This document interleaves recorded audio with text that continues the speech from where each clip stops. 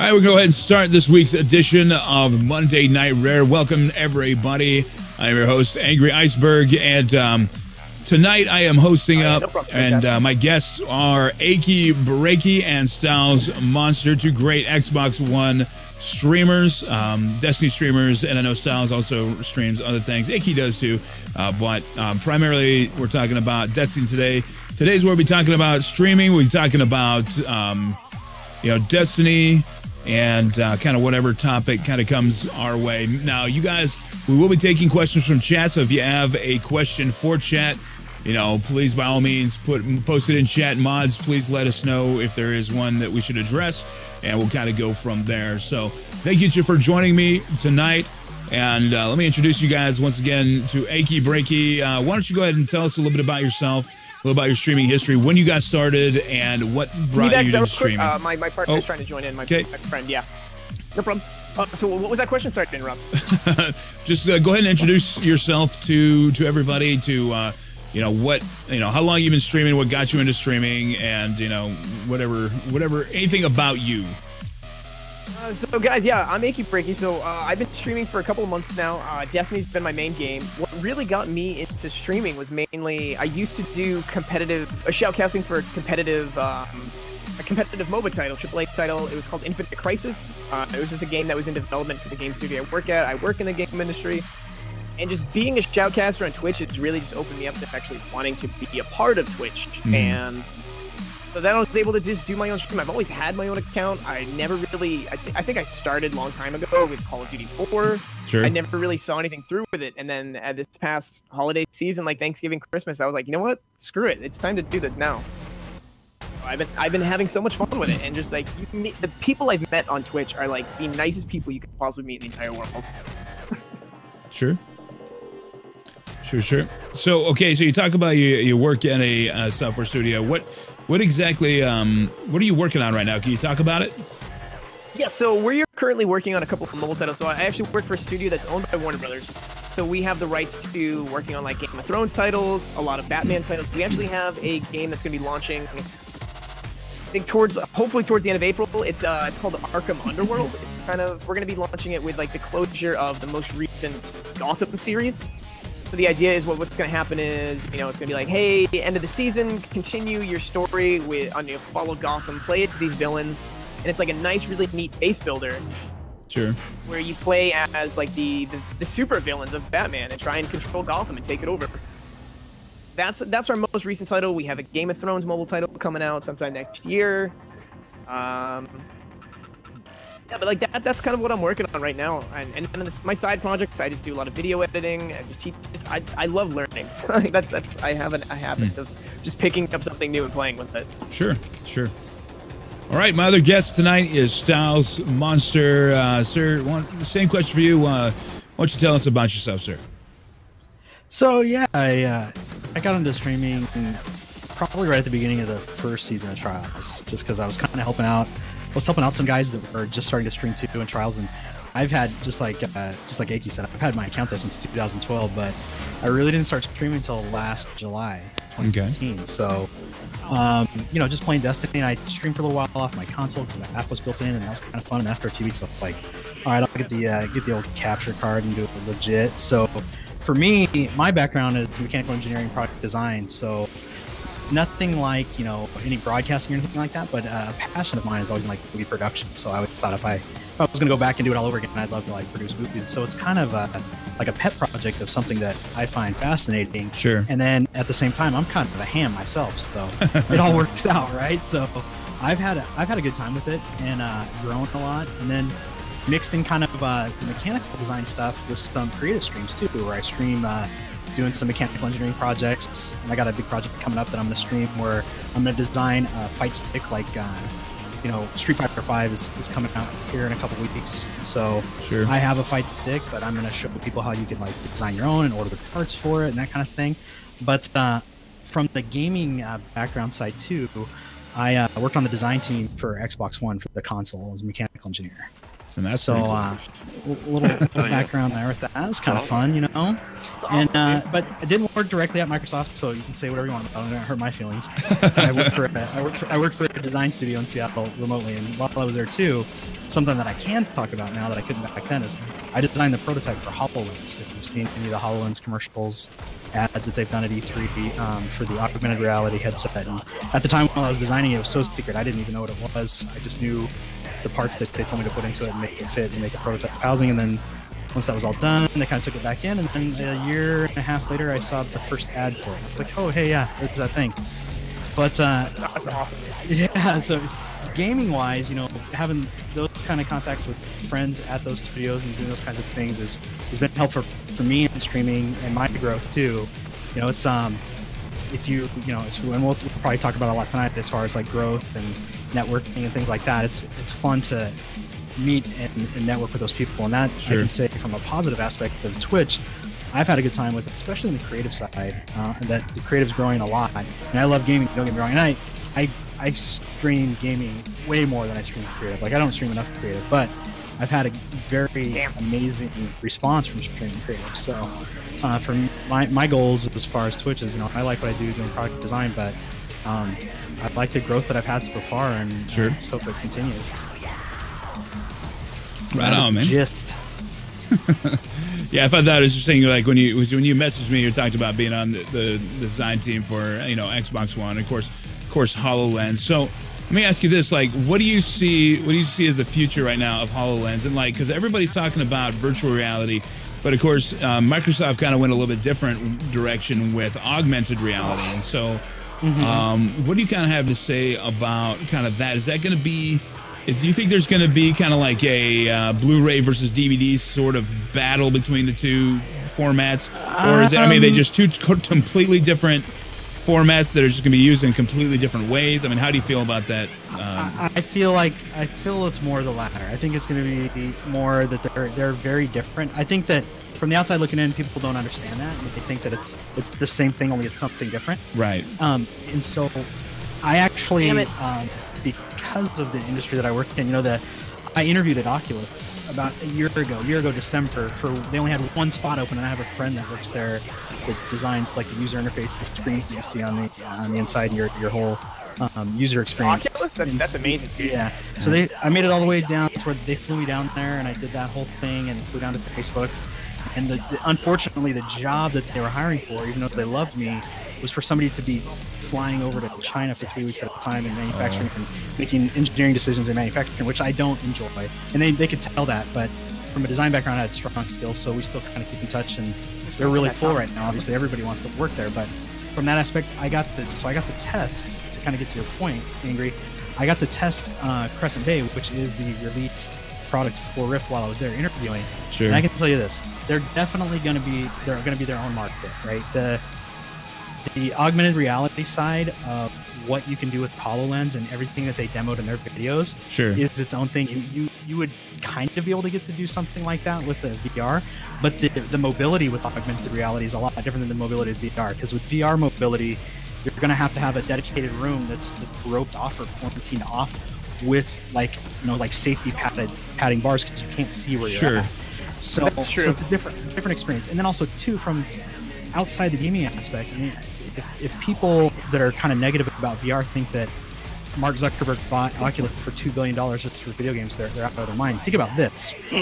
All of the employees at Encyclopedia Britannica get a new job again. Because imagine being in high school and getting to learn about the Civil War and actually be in the Civil War. Right? Imagine paying a pay-per-view ticket and going to the Super Bowl, sitting on the 50-yard line on your couch. Yeah, that sounds awesome. That'd be awesome. Or what about you're a medical student and you're going to take a class at Cambridge over in England, right? Because you can through your school's VR program. So I just jumped off the edge. The VR side of it, of what they can do, and then from the augmented reality side, you know, all the demo stuff that they show, like being able to do things around your house and like put that on, you basically wouldn't have a TV. In a lot of the places you have a TV, and you know, checking your email. My favorite was the gal that's working on her sink, and her dad's helping her fix her sink, and he's circling on his tablet where to unscrew the pipe, and it's showing up in front of her on the pipe because it's projected on a screen right in front of her eyes. So there's definitely a divided use type where they'll both have a living space in the market. For sure. All right, so guys, for those of you guys who are just joining us, this is Monday Night Rare. This is my weekly, I guess we call it a podcast, where I have two other great streamers that join me, two other growing streamers, and we talk about Destiny, we talk about streaming, and obviously other topics, as you can see right now. Nerdy tech stuff. Yeah, Nerdy I mean, and I find this absolutely fascinating. I mean, I didn't get it on. You know, especially with augmented reality versus virtual reality. And again, they're not to consider them competing, but I mean, they will be competing, I imagine, to a degree. But you know, but that's interesting. Like, so I mean, like as gamers, of course, we mostly think of it as like, how's it going to be for you know, for the gaming world, right? And then, oh my God, this guy's going to get me, and probably, maybe not. Oh God. Anyways, so anyway, so yeah, so like, how close do you think we are to like widespread usage of these two technologies from a consumer standpoint, as versus just like scientific or like education related? I think it's going to take a whole another year of cycle of manufacturing because of the cost. Now, people freaked out when they saw that, you know, the Rift was, you know, $600. But if you go back and really pay attention to what Palmer did at Oculus, he talked about it in a Polygon interview. He said, hey, I wanted to have the best from a visual standpoint so that people could truly understand what it is. So he went out and he made individual screens for your left and your right eye. It's not normally like that. If you go, their old versions, it was one screen that divided itself in half and had both left and right on it. So to have a proper dual screen setup to get the frame rate right, it costs a little bit more, and those screens are more expensive. So the Rift is going to be more than probably the Valve component. So I think from a mainstream, I think you're probably, you know, 2017 probably when the price can come down, because you still need a $1,500 PC to run that $600 piece of hardware, right? Yeah. So, yeah. All right, guys. If they do a big thing like they do with schools and stuff, for schools and learning, I think that because of what Zuckerberg's all about from a philanthropist standpoint, that you'll see schools and education, you know, getting those by the loads. I mean, when the Gear VR came out, which I tried as well, that puts the Samsung Note 4 in there, you know, those were slated at $200. They came out at $100, and they gave hundreds of them away at their demo show. Yeah. So you'll see it trickle out. Right, fantastic. Once again, guys, just so chat knows that we won't be quite as interactive today, just because this is Monday Night Rare. Believe me, I am reading your chat, so just real quick shout out, give everybody a chance to do shout outs in their chat. Cookie Meister, welcome back, man. How you doing? Intellectual Weirdo, I see you, brother. Thanks for stopping by. Psycho Vandal, what's up, man? And yes, I'm Floating Head. I do use mouse and keyboard as just how I roll. Crimson Chimera, is it Chimera? Right on, dude. Welcome. So, guys, there is a multi-link. Make sure you check it out. The multi-commands, we can get that up in chat. So you can watch all three of us at the same time. Right now, we're just running some PvP as we just chat about streaming Destiny and just kind of whatever we want to talk about at this point. So tell me, guys, like, what has been like some of your greatest challenges so far as a growing streamer? Now, you guys actually have both kind of been around a little bit longer than I have. Now, I started back in July, right? So, like, what has your guys' challenges been, and what have been some of your successes? If you want to go ahead first, yeah, go ahead first, Styles. So challenges, I mean, you hear it all the time, right? It's that continued growth. The last, I'd say, a good solid number is 18 to 24 months of Twitch are way different than 2 years before that. The majority of that being that they got purchased by Amazon. So their popularity and growth has taken off. Now, I hate to sound like I'm going to bash on people that stream from console, but since the streaming from console started, every directory has been a little bit more saturated than it had in the past, right? Sure.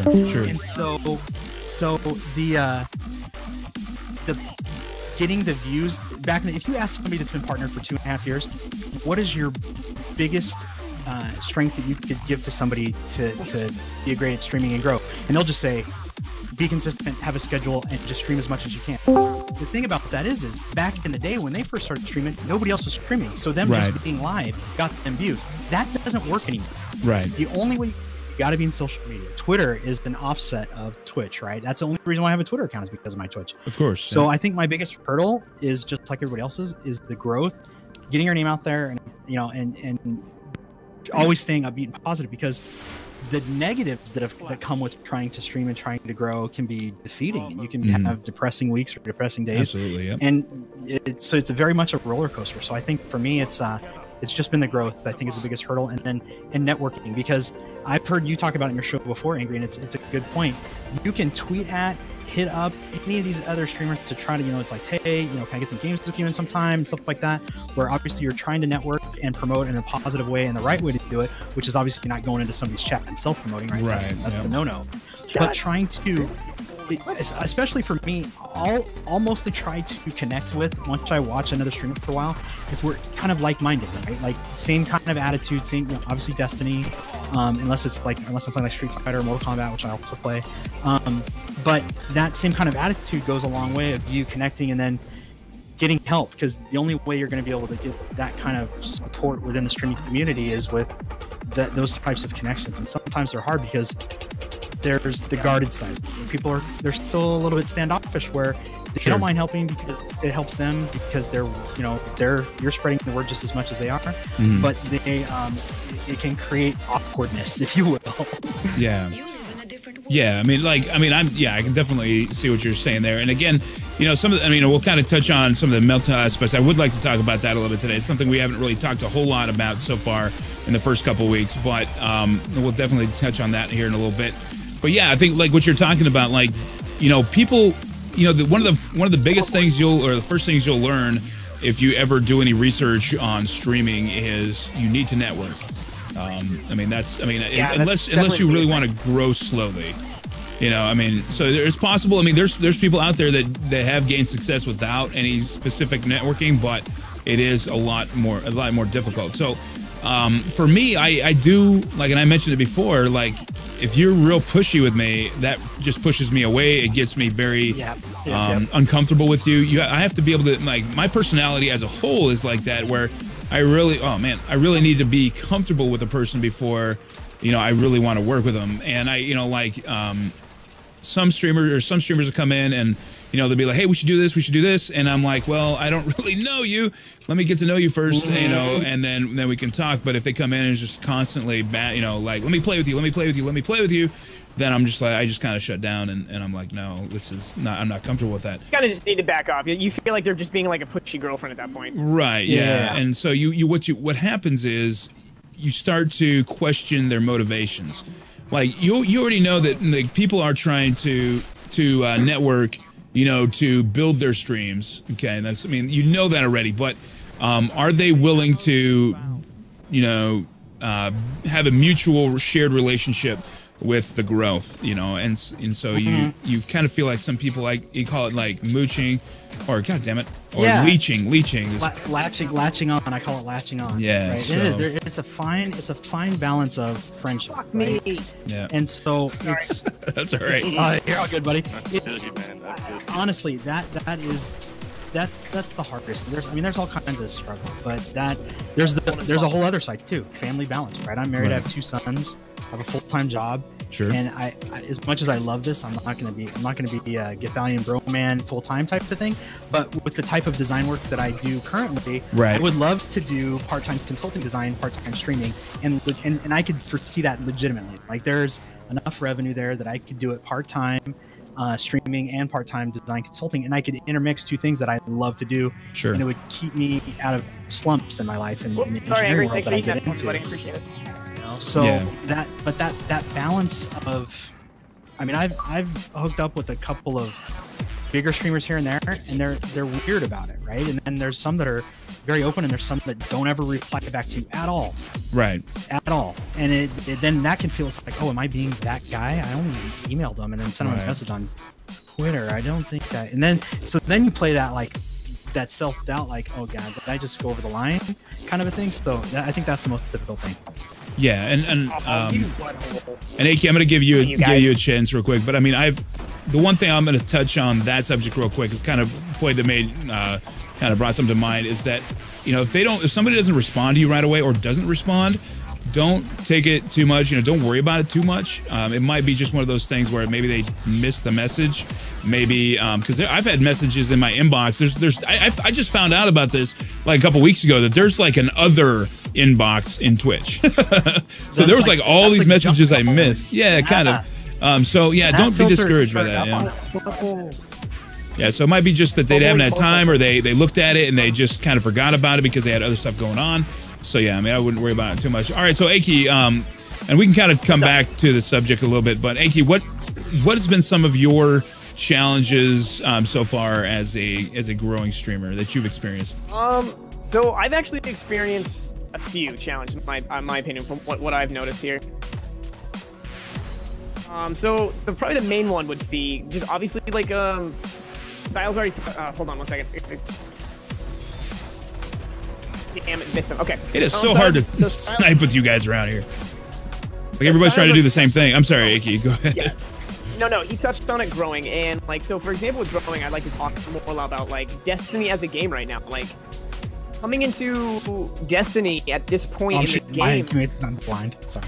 Like the game is well established with its community and who its top streamers are, and it's very difficult to just like really kind of be found, you know, like you're so far down the directory with like 10, 15, 20 streamers because there's so many people who do it.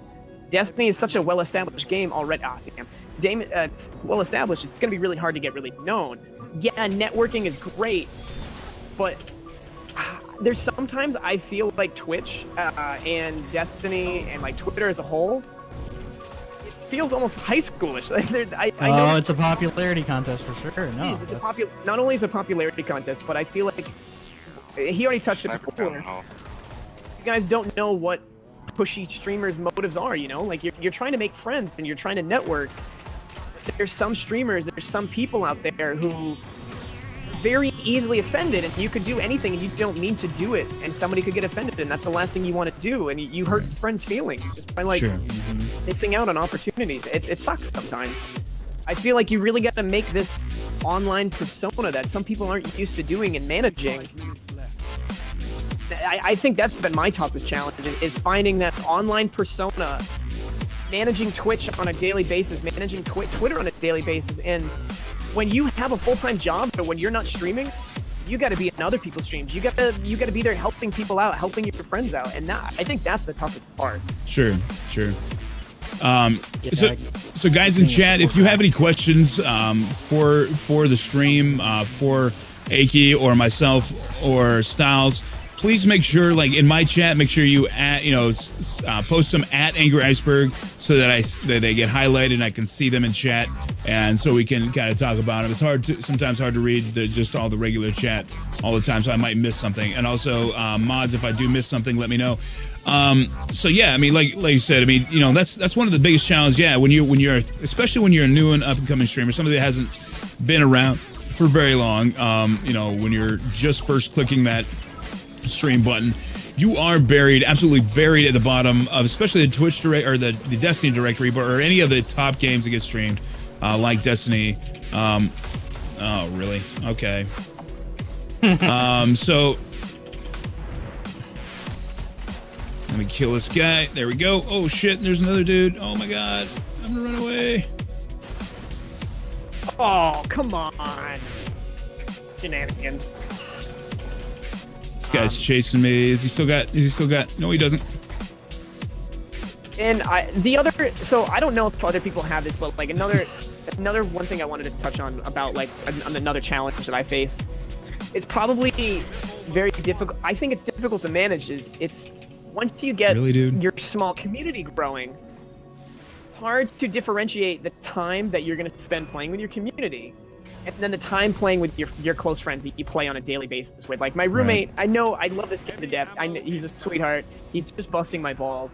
But like anytime he's like, hey man, you want to play Destiny? And I'm like, yeah, let's jump on. He goes, oh hey, do I get to jump on the raffles to play with you? He's just trying to be a butthead. But there's that. Yeah, you got to find that right time to be able to differentiate between, because when you don't play with your stream, they get offended. Sure. Well, and I think that there's just to add to that. For me, I don't put myself out there as this like dedicated trials carrier, raid carrier person. But if I'm doing one of those things, I invite people in and I'll put it in my channel, right, as the topic. But at the same time, I think that to maybe add to you, Icky, a little bit about as far as that persona, you know, obviously anybody who's a good streamer will tell you, being yourself is number one. People concede fakeness no matter what. If you're trying so hard to be in front of the camera and you're not comfortable with it and you're awkward, it's going to suck for you, and it might not be for you, unfortunately. Some people just need to realize that, right? Like, I watched you a little while earlier. I could tell from you, and then when you talked about the shop casting, I'm like, oh, that makes sense. That's why you were the way that you were when I watched your show for 2 minutes this afternoon. But that idea of who you are. So for me as a person, I have such a great community of buddies that I've been a part of for a long time. It's a community of older gamers. It's from a website called tooltoplay.com, where it's gamers that are 25 and over. And I've been with that group for 7 years now. Those guys are so funny and have such a good time that if that side of it, I don't struggle with gaming with my friends and stream and the stream community, because my buddies have so much fun and they enjoy people coming in and out of my chat, that I'm able to mix it together, and I try not to separate the two, I guess, if you will, and that makes it easier for me. Yeah, and see, for me, like, I don't have a real set, dedicated group of friends that I play with. I mean, my stream are my friends, you know, for the most part, and you know, so I generally, I mean, there's certain ones that are regulars that I can depend on. You know, if I know, you know, if we need to do a raid, I generally don't try to carry like everybody through the raid. Usually it happens, it comes with disastrous results. So I definitely don't do trials carries, but yeah, I do help people through the raid. But I always want to make sure that I have people that I know that we can get through it, so we're not spending all day on it, kind of like we did kind of Saturday. That was a mess. But so yeah, I mean, that's.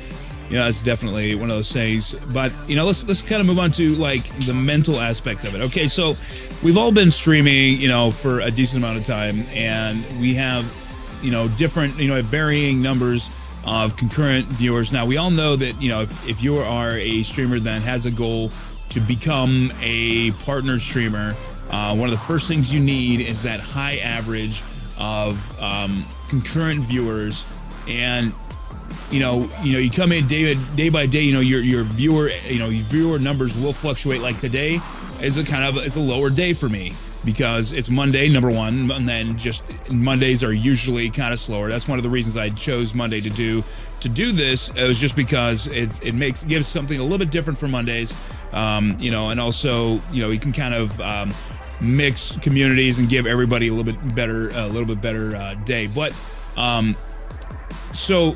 Like, what are some of the things that really, like, that you have to deal with on a mental level that you have to kind of push aside or get through, or things you kind of struggle with on that end of it? Hey, you can go first this time. So things that I struggle with mentally, it's like you touched on about the whole Monday thing. Like, I've tried streaming weekdays, I've tried streaming weekends. Like, I will have a better day on a Saturday afternoon than I will combining like Tuesday, Wednesday, Thursday. So I just gotten to the point, like, mentally, I'm not going to worry about streaming during the week. I'm just going to do the weekends because I don't stress over it. I don't worry that I'm going to have a bad night. I don't worry that I'm like not breaking 10 viewers, you know? Mm-hmm. It's just stuff like that. Like, you got to learn and you got to adapt to it. You can't like just beat yourself up on a bad night. Like, and another mentally thing, like, I know it's hard for some people, and I had a very, very hard time with it. You can't compare yourself. Yeah. You can't. Like, that is fucking quicksand. If you compare yourself to other streamers, that's hard to climb out of. Like, you're gonna look there and you're gonna see, like, why is this guy who has half as many followers as I am 3 times as many viewers as me? Like, these are things you can't control, and it's quicksand. It's gonna friggin' poison you. Sure. Okay. I would say those are probably the biggest mental things that I've had to deal with, like, on a daily basis with streaming. You just gotta learn to fight through it. And troll. Yeah. Yeah, the trolls. I mean, well, yeah, and you said that earlier about having such a positive experience, and I can't complain. But you gotta have thick skin. You gotta know when to be like, there's a reason they made a ban and a timeout in your chat, and just handle it. and you can't worry about hurting people's feelings too, because sometimes I know a lot of people get worried about, you know, my other friends that stream, they're worried about that difference between ban and timeout. And because they don't want to lose that person as a follower, I'm like, sure, if they're being abusive, don't even think twice, dude. Ban a pimp. There's nothing wrong with it. They're gonna go find somebody else to mess with and troll, and you don't need that. Right? Oh, you need to have Styles, that was gross, dude. Thank you for that back. No, you're good, man. You're good. So yeah, and that for me, I haven't been able to pick out a day because it's been such a wild roller coaster. A couple weeks ago, I was about to start the week off, and I had a really bad week the week before that, as far as like concurrent viewers and stuff. And I was, you know, I took all Sunday off. Sometimes I stream late on Sunday evening, and I just didn't at all, right? And I was just like, whatever. I kind of wasn't feeling it, right? And I didn't want to jump in and force to do something where I wouldn't have a positive attitude about something that I truly do enjoy. So I jumped on Monday, and that Monday all the way through that weekend, it was 2 weeks ago, it was probably one of my best weeks streaming ever, and it didn't matter what night it was. I was anywhere from 20 to 40, which was higher than I'd had in a long time. Now, back in the day when trials first started, when it was hot, and that was the cool thing to do, was stream trials and do carries, I was at 50 to 70 to sometimes 100. I've never been back there yet again, except unless I've gotten stream rated by somebody who's been gracious enough to stream raid me, and they brought in a bunch of viewers. Other than that, I'm kind of right around that. I'm hovering around that mode. And so the mental side of it is, you got to have the idea that, you know what, it's not always bad, and that you're going to go, you just get back in the saddle, and it's going to be okay, and you can't let that other crap get you down. So that I think that's, you just, the self pep talk, right? You got to have that self pep talk, because nobody's going to make it happen and make it better for you. Sure. And you can't control, like you said, comparing yourself to another streamer that you think that you know, you're like, well, I just know that guy like a couple weeks ago, he didn't have anybody, now he's got like 50 viewers. You know what? It doesn't matter, because you're going to have those good weeks too, and it's going to slowly take off. And then also kind of goes back to the game that we love, which is Destiny. You know, I started streaming in July. Well, the game has been out long before that, right. So I'm already kind of behind, and so I don't mind playing other games, but at the same time, it's got to be a game that I love, so that I can mix it together and have that the community understands. You know, I play I wouldn't never call myself a variety streamer. Sure. And that's something that I think you got to be an established streamer to even be able to do, first of all. But that mentality of, it's going to be all right, just fucking just turn the page. You got to turn the page and forget about it. That's my side of it. I would definitely, I just wanted to like fill in there, like, so what you're saying, I really got the idea, like, Destiny doesn't have that niche anymore. That Destiny doesn't have that thing that somebody doesn't already do. Right. There's not an already established streamer that's not already doing it. You know? Right. Like, that's hard to figure out. Yeah. Yeah. So, by the way, guys, for those of you guys just joining us, this is Monday Night Rare, where I have two guest streamers along with me. We are doing a monthly stream, and we're talking about streaming, and we're talking about Destiny, and you know, whatever kind of else we talk about. If you have questions, post them in chat. We do have a couple questions in chat, which I will get to, so thank you so much, guys. But we're talking a little bit right now about the mental side, which obviously, ooh, man, thank God those guys are almost dead.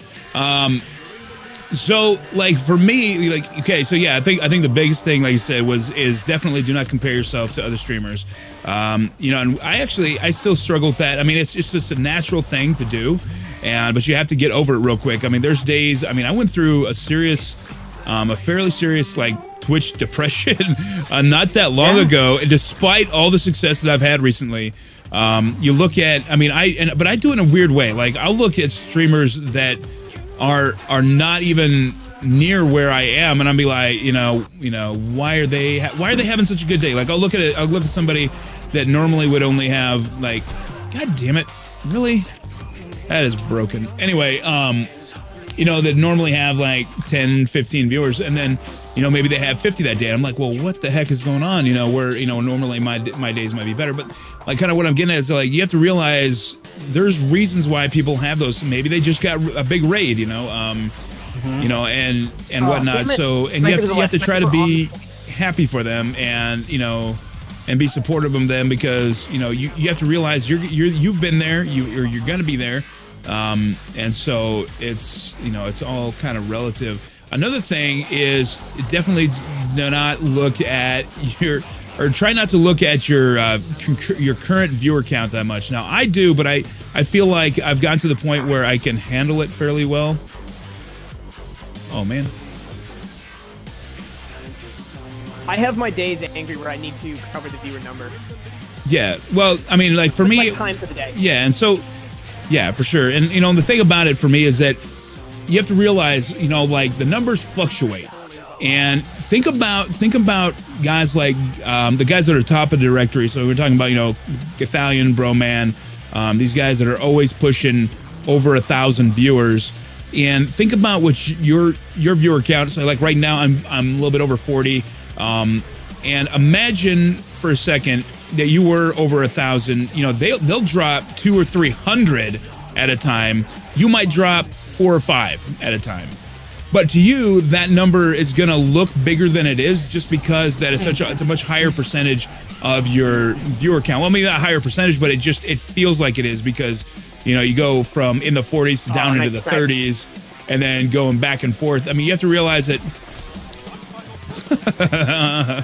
Anyway, that was funny. Like, I wasn't even like paying much attention. Anyway, so you just realize, God damn it, get through the portal.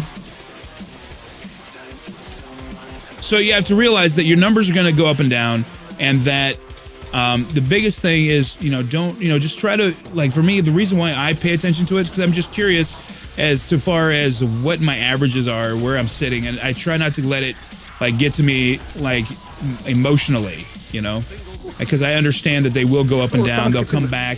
Like, you know, a little bit ago I was at, you know, under 30 or under 40. Now I'm back up over 40. Who knows? I could go back, you know, I'll climb up to 60 and then I'll drop back down. You know, they fluctuate because people have lives. People come and go. They got dinner coming up or whatever it happens to be. So there's that. So, yeah, I mean, it's tough. You have to kind of like push a lot of that stuff aside and not, you know, just kind of focus on moving forward. And also, another thing is really big. Is that just remember that each person that's in your chat, you know, if you have somebody in your chat, is an actual person. Okay, they're choosing you over the other thousands of streamers they could be watching.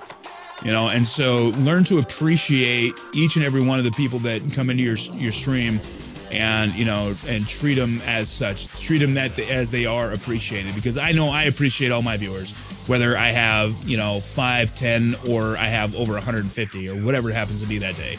So, I mean, always try to keep yourself centered in that respect. So, all right. So we did have a question in chat, and I thought it was a pretty good one. Spider says, what can streamers that don't have fancy equipment do to stand out more and help themselves grow as a community, since they don't have a camera or layout or a cool bot, etc., and are actually starting from nothing? Okay. I mean, I definitely agree that it's still doable, but you need to.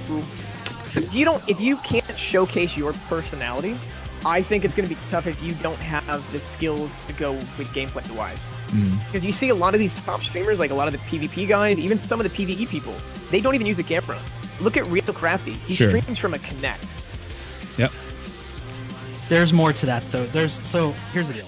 So Crafty, KJ Hobie, those guys that are on PlayStation that are streaming and they're using the console to stream with, there's a whole side of before the Twitch app was on PlayStation Network, that they got a lot more viewers because of the dashboard in the PlayStation promoted PlayStation Live. Sure. And that's probably the same reason why they still stream from the console, because when they go live, it notifies their viewer or their followers via the console. That's completely different than Twitch. I know for a fact when that Twitch app got added, there were some people, partnered streamers, that were bummed out because they saw their viewers dip down because the app worked differently now that it wasn't PlayStation Live. Same thing with Xbox. There's guys that made a name for themselves streaming from the console because they spent so many hours in PvP getting their numbers up. Did you know that in Xbox you can sort a Twitch streamer based on their statistics and how they play? So if you could go and you're like, I want to see who the best player is and I'm going to watch that best player, they could sort the directory based on the statistics of how they play. So now, with the real question, which is, how do I get going in it? That right there will tell you it's okay to stream from a console. Sure. Those guys stream from the console, and like Hobie, he's not using this camera. I don't know if he ever has. As far as I've ever watched him, he's never had a camera. And and Crafty, he uses the cam from the PlayStation. And like I said, I stream from the console at first, and then made it happen differently. But I'd say here's the deal: stream from the console. The majority of the bots are free. You need to do some due diligence. You need to go. YouTube is your best friend. People are so gracious with their time in YouTube. I feel people that make DIYs on YouTube are great people, because I don't have the patience to do those DIYs. And whenever I only use YouTube to fix something. If I need to fix my refrigerator, I'm on YouTube. if I need to learn how to set up my stream setup, I'm on YouTube, right? Go to YouTube, do your due diligence, spend a few hours and highlight the videos to save for later so you can go back and reference them, and get your bot set up. I use Inkbot. Inkbot is a completely free bot. It sits on my computer, so it's not web-based, so it can never go down. Right. But I ran it off my laptop, and it doesn't have to be connected, right? You stream from the console and have a bot. So I'd say your best setup, use the app built in. You got to connect. There's your cam. Get it set up, and just test the waters. And one thing you got to do is, it's going to sound funny, and people have heard this before, you have to talk as if you have an audience of 10 or 15, even if it's 0. Because you have to kind of get in that mode. There's a different style of play, and from the entertainment side of you and your interaction with what you're doing.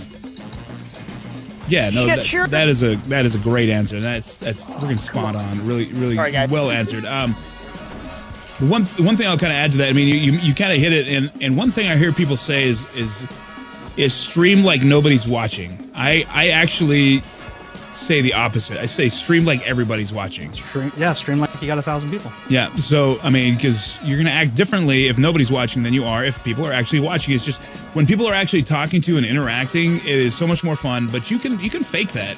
You can, believe me. That's how I started. I had to fake it because I started just like everybody else, man. There was 0 viewers. Everybody starts with 0 viewers. There's people that there are exceptions to every rule. Oh my God, that bubble. But most people start with exactly 0 viewers. I remember my first month, was pretty much, sub 10 viewers. I remember having to remind myself to actually look at my chat.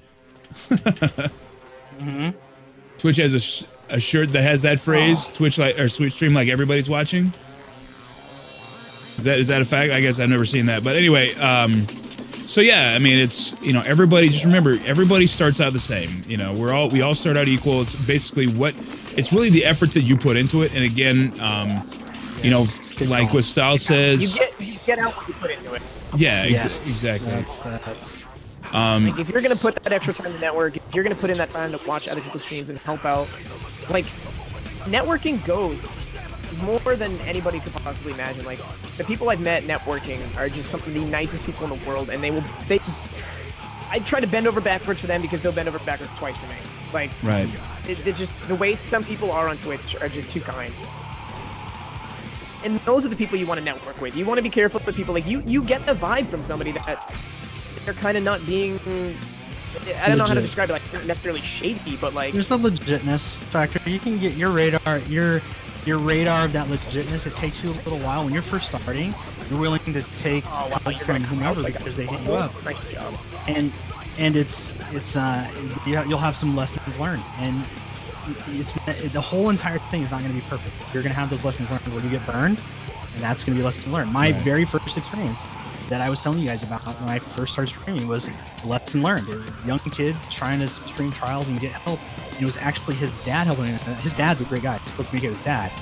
But the way that he was conducting himself and what was really going on, it was just a miscommunication, and the kid took it the wrong way, and it turned into a bad relationship. Sure. Now his dad, who's helping him out streaming, great dude. He and I speak on the telephone. We talked about our kids, like good guy, and but it was one of those things where it seemed like it was something that it wasn't, and then when it went bad, it went bad. And so I was like, oh, lesson learned. And so my first lesson learned was from a negative experience, and I've carried that with me. And so you play that. There's a cautionary game where you are guarded, that kind of guarded stuff I talked about earlier. And gross.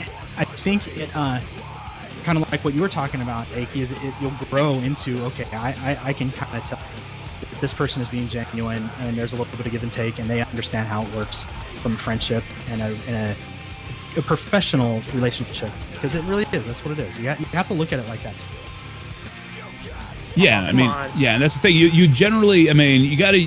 What I would say in that sort of situation is when when you get approached, if you get to a certain level of success, you're going to start getting approached by other streamers about people that are trying to latch on, or people that are just genuinely just trying to network and and what have you. Now, so what I say is just try to trust your instincts on it, because we all kind of have our natural instincts on dealing with people, and it's really no different than that. You just kind of get a gut feeling. You need to trust your gut with certain people. Yeah. Yeah. So. Double melee. It takes a while. It's not gonna be perfect. You're gonna have a few negative experiences, and all you can chalk that up. You can't get bummed out about it. At any level of whatever happened, you just gotta chalk it up as okay. Once you just turn the page, as I normally say, right? It's like you chalk that up as to lessons learned, and then what can you do to either protect yourself if it's that situation, or try to help somebody that maybe misunderstood you. Yeah. And if it felt like it was like if you felt like you were at fault or something like that. Yeah, and again, it kind of goes back to the golden rule: treat others as you would want them to treat you. Yep. So you got to approach it. You got to look at it the same way. What if you were the person on the other end? How would you see the way that you're approaching that situation? So I mean, because I tell you what, most people that I've encountered are more than willing to help out. They're willing to help out young new streamers in some way, give them advice or what have you, but just don't. I mentioned it before earlier in the stream. Do not push yourself on anybody.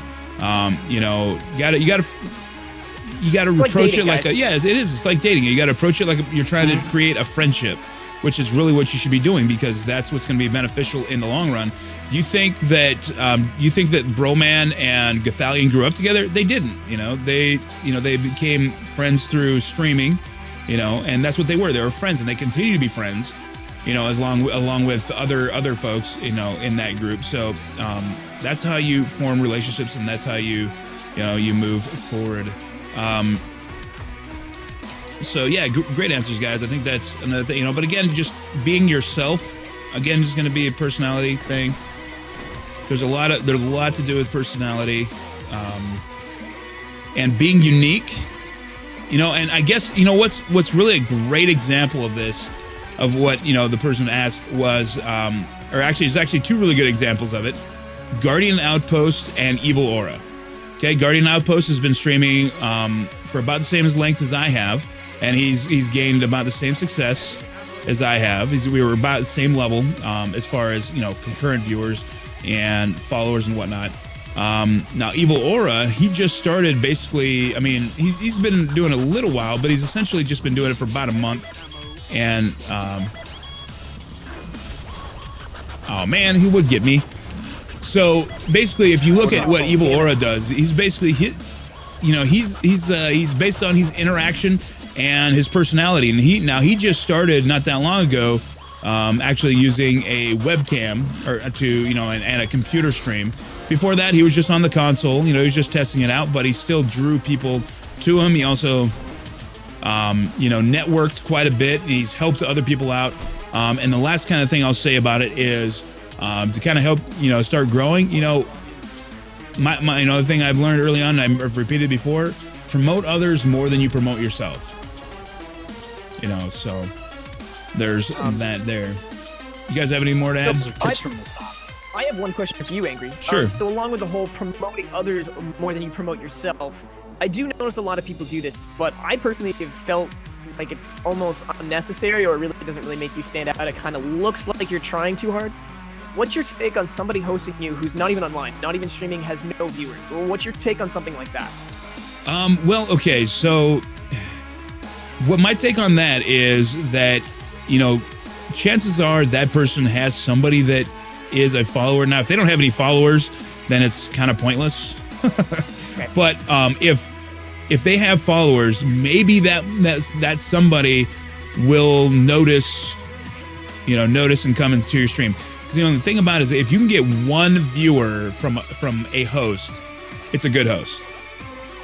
Okay, if you can get one viewer from a host, it's a good host. So it's just like, you know, when you log into Twitch, the first thing I do is I click on my following, and what pops up is who you're following, and then who you follow that's hosting, right? It's down below. Sure. So I know you didn't ask me, Aki, but if I was the answer, because I'll do it while I'm at work. I'll host people that I know that come in and host me because I'm at work, and I know that my account's just sitting there, and I do have some followers, so I'll host them even though I haven't been online, and it just, so then it gets, when people log in, then they'll look to see who I'm hosting, hopefully, you know, because if they do the same thing I do is what I hope they would do. Mm-hmm. Like, oh, hey, look, Styles is hosting so-and-so, I'll click on them if they didn't know who they were already. Sure. So I don't mind it. It's, I look at it as, it's, people are helping, they're trying to help. It's obviously not the same as when somebody's just getting offline and they host you and they have X amount of viewers, right? That's a little bit different, but I look at it as the difference. It's a big difference from kind of like what Angry was saying with if they have no followers and they're just having an account and they're doing it, they're just having fun. It's fun. It's neato. Call that the neato thing. Yeah. But if it's somebody who's like us, and I do it like if I was at work and I came in and host you because I know you're streaming all day, it's because I'm like, oh, hey, look, I'm at work. I'm just going to host you because if somebody jumps online and goes to see if I'm online and they see that I'm hosting you, then hey, look, they'll go watch you. Yeah, I mean, I know that if I host somebody when I'm offline, almost without exception, somebody that usually comes to my stream will end up in that person's chat. Because usually if I'm hosting somebody, I'm in that chat as well. And I'll usually see somebody come in there that, you know, may have not otherwise, you know, found that streamer. Just simply because I am hosting that streamer up. I mean, it happens pretty much every day. And by the way, Major Ragers, thank you so much for that, because I only host to people that I feel deserve it, and that you guys would enjoy. So again, thank you so much for supporting those streamers. And to answer real quickly, Devil Dog, your question, how long have I been streaming? I started streaming at the end of July of this year, or of 2015. So I've been streaming just under 7 months. So there was another question in chat. I think it was, let me see, where was it? I might have to scroll up a little bit. All right, so yeah, and this is kind of a nice question. So what do you guys find the most enjoyable part about streaming? So winning. No, honestly, my favorite part, because I felt like my niche is PvP.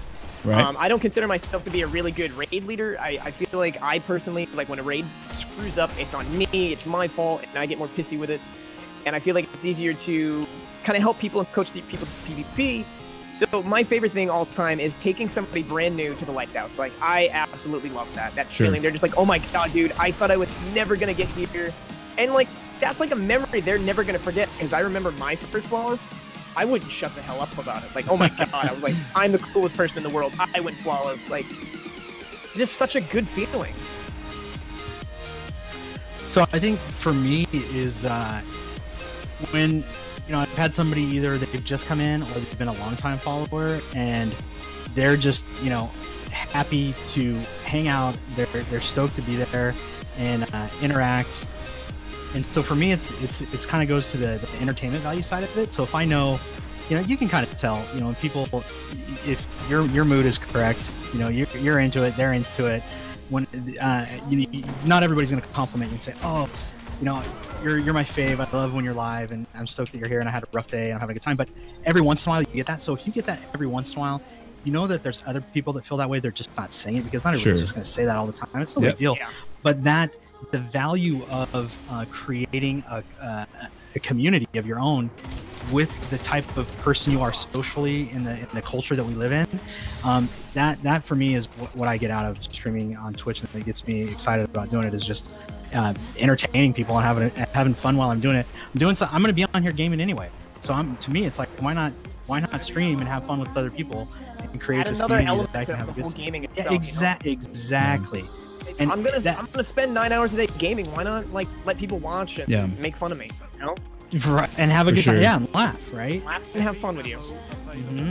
Icky, let me get. Oh, Did I? Oh, goddamn it! I suck. I'm a jerk. You're that guy, Icky. Back to the creative stuff. I mean, like, there's somebody that I'm going to work with from creative who's he's big. He was a big YouTube content creator, and has been streaming for a little while now. And he's getting pretty big, and he's a teacher, but he's a self-taught like mechanical designer. Oh, no. He's known for actually recreating the parts from Iron Man. Like, he'll build one in real life and show you that it works. Oh wow, cool dude. Well, just hooking up with him, that's turned into some potential consulting design work, you know what I mean? And, sorry to interrupt. no, you're all good, bud. And so that's like, wow, look, and I've had other instances like that where it's either just gaming friendships or another thing to go along with, you know, those types of business opportunities within Twitch that Twitch can create. Sure. Yeah, and I think I kind of echo some of the same comments, guys. That for me, it's really about, like, one of the biggest reasons I started was just to have somebody to talk to while I was gaming, you know, like, and you said it exactly right. You said, why not? Sure, Julio, go ahead and say it in chat, man. So why not? Like, why not have it live? And that's kind of where I was like, you know, like, I'm here all the time. I have the internet for it. I have the computer for it. I have all the equipment. It wasn't like I had to make any major investment to start out my very first time. So, and I've since added quite a bit to it. It's kind of ridiculous now that I think about it, like what I've invested into my stream. But that's, you know, I have certain goals now that I've, you know, gained, you know, some success, you know, and I want to build my stream. And so, like, just building the stream itself has become something that's super fun for me. And oh no, I don't think I got that. Or I'm running away. But yeah, I mean, like I said, you talk about, like, what's fun for me. Just like I said, just seriously, just growing the stream is fun for me. And just having that as a goal, something to strive for. You know, that partnership, you know, whether it comes or not, but just something to chase. You know, it's kind of like why I played Destiny, because I was chasing the Gjallarhorn, man, or that Gjallarhorn, or however the hell you want to say it, man. That was my way. I wanted it so bad, man. I wasn't gonna give up until I got it, and because I'm not one to give up easily, and so that's kind of, you know, it's the same thing with this partnership. I'm not gonna give up easily. It's gonna take something fairly significant for me to give up on the drive for that. Well, with that, Angry, let me ask you a question. Sure. To tail on into that. So, see, and it's always the modest and, like, nice thing to say. It's like, you don't want to, like, say it's gonna happen, I'm gonna do this, but, like, you know, whether it happens or not, you know, and I say the same thing, but then at the same time, when people are asking me what are my goals in Twitch, I'm completely transparent. I want to get partnered. That is my goal. I want to work toward it. You being in here, laughing with me, laughing at me, having a good time, you're helping, you know, speaking of the viewers, you're helping me get to that. So I try to put it, like, when I come across some other friends of mine this stream, they're kind of ho-hum about it. Like, oh, I don't know if I want. I'm like, well, tell me what do you really want to get out of this, right? Tell me what, you know. I will help you as much as you help me, and more so. I'll pay for you, whatever you need, man. Just let me know, that kind of thing. But I always tell them, hey, look, if you really want to get partnered, you need to have that mentality that you're gonna get partnered because you're gonna work towards it. And so that's why I'm always very firm in that. Like, right, I'll tell you. No, and I completely agree with you. And actually, I talk about it all the time. And I was actually talking to Evil Aura about this earlier today. That I'm not apologetic about my goal to be partnered. Okay, the one thing I'll say is that you have to enter into it with the correct expectations. Okay, there's one thing to be confident, but the other thing is you have to temper your expectations around the fact that it's not going to be easy. Patience. There's the chances of it actually happening are fairly low, because you have to look at you have to look at how many streamers there are versus how many partner streamers there are. There's far fewer, okay? The audience right now is still fairly thin.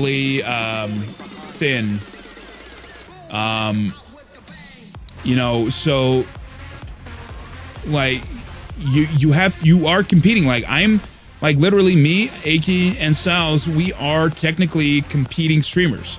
Is that how I see it? No, not particularly. I mean, it's the truth though. I mean, that's you know, we are competing for audience, we're competing for viewers, if we are sharing the same time spot. Okay. Otherwise, you know, obviously you're not competing with somebody that is not online, but you're still, you know, always competing for viewers when you're online. So the one beautiful thing about the Destiny community is that it's about mutual support. You know, so, and that's one of the beautiful things that was, you know, developed from the top down. So, but again, you know, if your goal is to be a streamer, that's great. You know, just realize you have to put the work towards it. Guys, we're so close to winning. Yeah, I know it's tight. No, you know, put that work towards it. You know, and so yeah, that's basically what it kind of comes down to, is that just keep your expectations in check.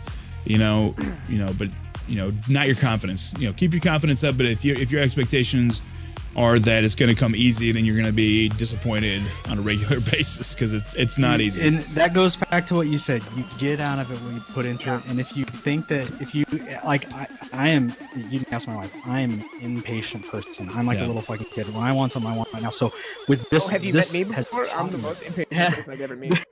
This has taught me some patience, right? And then you got to set those. There's milestones you need to set. Obviously, the ultimate milestone being partnered, but the milestones along the way of growth, right? You got to have those, and they have to be realistic. You can't shoot for the moon, because you're just going to be disappointed, and it's just going to be stressful.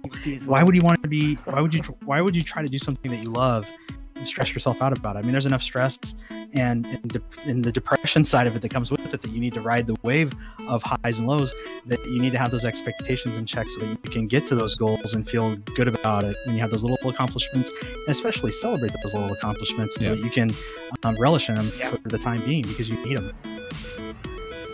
No, and that's absolutely it. You got to look at those small, and that's what's kind of nice about early on, you know, having like follower goals. Now here, and let's talk about followers for a minute. All right, so follower goals are a great way to celebrate, like I said, small accomplishments. Okay, you can actually enjoy them with your stream, with your community, because they will celebrate them with you. They will try to help you get that with you. So I'll get your, go ahead and type your question in chat, Betty. And, you know, but at a certain point, you have to realize that it's not just about the followers. If your goal is to become a partner streamer, it's not just about the followers. It's about your concurrent viewership. You know, so you can have all the followers in the world, but if nobody's watching, those followers don't matter. Okay, so really focus on, if you get a follower, you know, make sure that they feel welcome. You know, make sure that they feel that they're a part of the community, and know exactly what you bring to the table.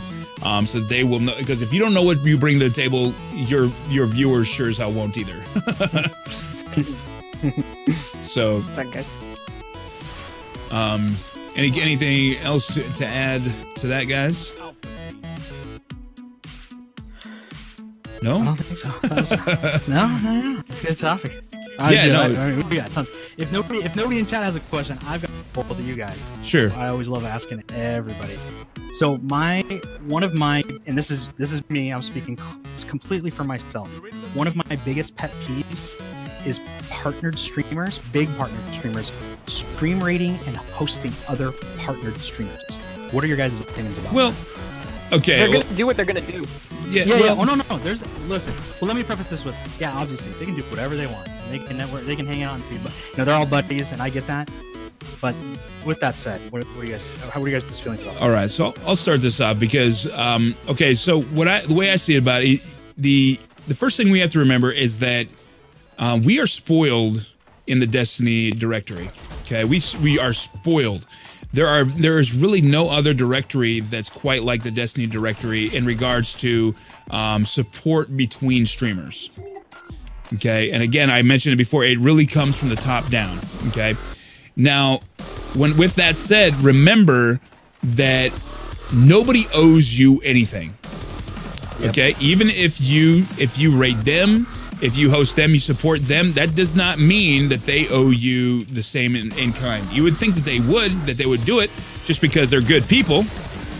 But no, they do not owe you. Yeah, you would, but they don't necessarily owe you that. I mean, like, I try to support people that support me, and I've said it before. I try to promote others more than I promote myself. I want to build a community.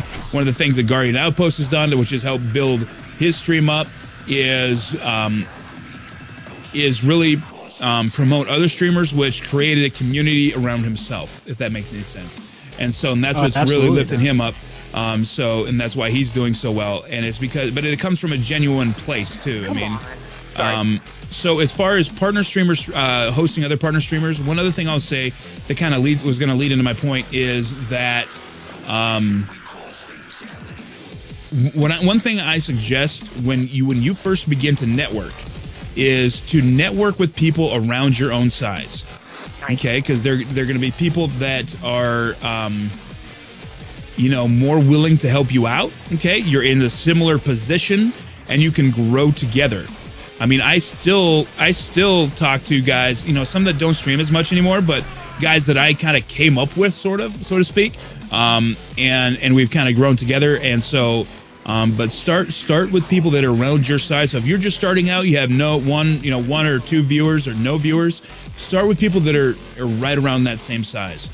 And so with that said, that's kind of what, partner streamers are doing, because ultimately, as good as intentions as you have, your goal is to grow your community. Okay. And don't be apologetic about it. Your goal is ultimately to grow your community, if you are trying to be a partner streamer. So, hosting other partner streamers, you're supporting the people that also support you back. Okay, and so especially with certain guys, they're supporting guys that are either a part of their stream team or a part of their community, people that they're friends with, because you're trying, does anybody really blame Goth from rating Broman every day or whatever, how often he does it, and reciprocating that, because that is their kind of community. They're helping each other out because they are a stream team and they are friends. Okay, so that's kind of how I see it. Is I don't really have a problem with it at all. If it's really their decision, if that's what they want to do. And again, like I said, none of these guys really owe us really anything. So I mean, it's nice if they partner streamers host up non-partner streamers. And a lot of them do. I mean, I get hosted up from partner streamers fairly regularly now as I've grown. But again, they're gonna have. I don't know how to say this. They're going to have their motives, which aren't just, purely friendly. They're trying to, build their community. But again, they might just say, hey, I really like this guy and I want to see him succeed. And so they do it because they know they have the power to. Does that kind of answer your question? Oh, absolutely. And here's the deal with how I started that question to you, saying that it is a pet peeve of mine. I 100% agree with everything you said. I fully understand it. Like I said, I've done a lot of due diligence. I've just inspected this thing inside and out as far as so I can understand the types of things that I need to do to grow and understand how the system works. It's just one of those things where I think that's something that if there's something I could probably ignore, maybe it should be that, because that's I'm like it's something it's irked me for a while when. In the early growth rate. I think I've gotten over it these last couple months, but man, back then I was just like, oh gosh, are you for real? Kind of a thing. So it's probably one of my own, like, if I needed to get over something and chill, that's probably it. Right. Yeah. I mean, yeah, again, I mean, you ultimately you would like to see all the partner streamers trying to get everybody else partnered, but again, you have to, like I kind of said before, that was a headshot as much as we'd like to think we're not, like, even the three of us, we are, technically competing because we are competitors. We are competitors for viewership, and it's just the nature of it. But fortunately, we have the attitude that we can all succeed together, that there is a shared piece of the pie that is to be had, and especially when you're talking about growth to become a partnered streamer. like that starts with having, you know, a certain, like I said, certain concurrent viewers. So so yeah, but no, good question though. I mean, it definitely is, you know, and like I said, you know, it is, I don't know, I guess I don't know if I have really much more to say about it than that. Oh no, you answered it totally. I mean, it's just one of those things where it's like you're looking at your opportunities and things like that, and then just, I think that a way that I look at it is, sit down, if I was in their shoes, kind of a thing. For sure. That's the yeah. Again, that's, and then there's some guys that are just like, that try to promote themselves as like, if you need anything, ask me. Right. But then when you ask, there's no answer. So it's kind of like, stop saying that, please, in public. Right. So it's that you know what I mean? It kind of goes along with that, and I'm like, ugh. I think that really all comes down to who that streamer is and how they act with their community, you know? Yeah, absolutely. That's a good call. Because, like, I know I kind of advertise myself as strictly trials. You know, I help people with the trials, but, like, there's a lot of people who, they follow the stream, and they feel like when I'm offline or I'm playing with friends, they still have a right to do trials with me. Sorry, I was trying to get a triple down. They just kind of spam mercilessly, like, hey man, why don't you take me trials? I'm like, well, I'm not streaming. That's, I kind of want to just do my own thing, and it's really hard because I try to advertise that I'd like to help people do this, but I'm not streaming. I can't really just say I'm gonna help everybody, you know? Sure. Yeah, I mean, that's, I mean, I've kind of built my stream, and this is actually going to lead into a question that was in chat. I built my stream with the idea of helping others through PvE content, because I remember watching, why is that guy not fucking taking damage? I mean, I can't be missing all those shots. Anyway, so, whoa. So anyway, so, you know, when it comes down to it, I can't simply help everybody. I really can't. And I try to. I'd love to help everybody. God damn it, I didn't have my shoulder charge. Crap.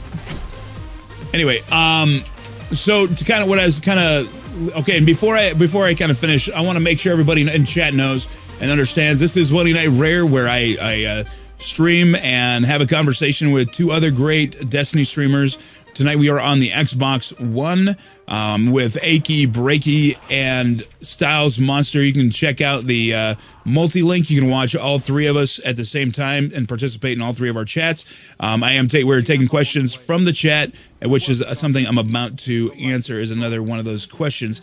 So what was asked in chat for me, like, do I enjoy playing with or do I enjoy playing with followers all the time? Well, okay, so I enjoy playing with followers, but I do not enjoy playing with all followers. Okay, so, and I'm just going to be honest. I'm going to be honest about this, is that I have a lot of patience. Okay, I really do, but there's going to be people that the personalities won't really agree with my personality. Because I'm generally a fairly laid-back person, but there's just certain people that I just don't want. You know, when I play with them once, I'll be like, okay, that I really don't want to play with that person ever again. But I mean, like, overall, I really do enjoy playing with my followers. Most are really, really great, but there are some people that is just the style of personality, and, you know, just, you know, what they do, the things they say, just kind of, you know, turn me off. How they treat other people in exactly the group. Yeah, they could just talk smack to one person and just ruins the whole movie. Yeah, and so one thing, like, and so one kind of and you guys, I'll give you a chance to answer this real quick. I just want to make one real quick point for everybody that's watching, that kind of plays me. One thing you have to realize is if you're playing with me as a streamer, or really any streamer, remember that is that streamer's show. I mean, when you stream, you're putting on a show. You know, some people put on lavish shows, some people just kind of chill and game. But the one thing you have to realize is that for like somebody like myself, Styles, and Aki, they, you know, it's important for them to really control chat. And I've had players that come in and all they do is talk, and I'm like, look, I end up having to mute some of them, because, like, look, this, you know, I have to. It's important for me to be able to communicate with my chat, you know, and pay attention to them. And I can't just let some person, you know, somebody come in and take over the stream. You know what I mean? So I'll let you guys go ahead and answer in your own way. You can go first this time.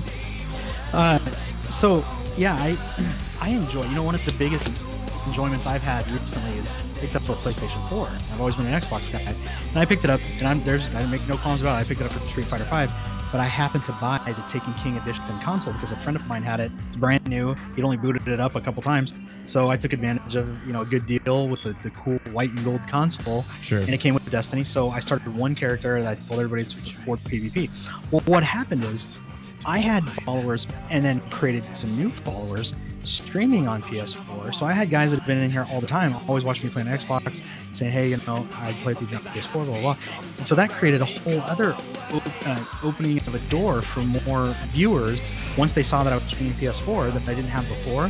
So from a community standpoint, I enjoy playing with the viewers to a point, right? Sure. Like, you know, there's a fine line, right? Like, I told you about the community I'm part of, Tool to Play, and there's a reason my friend Joel started that community while he was in college.